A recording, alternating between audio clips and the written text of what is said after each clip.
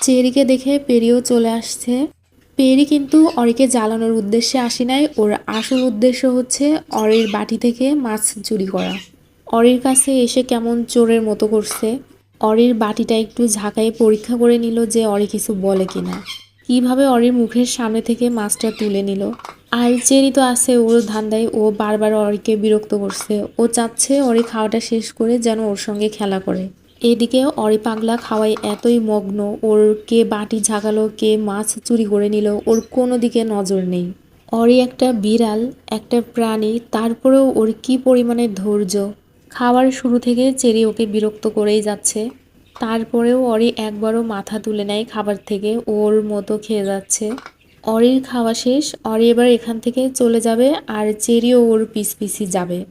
Jerry তো এতক্ষণ চেরির ভয়ে আসতে পারেনি, চেরির চলে যাওয়া দেখে জেরিও এবার হাজির।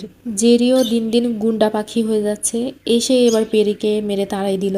তাড়াই দিয়ে এবার পেরির চুরি করা মাছটা জেরি খাবে। কষ্ট করে চুরি করলো কে আর চুরির ফল ভোগ করছে কে?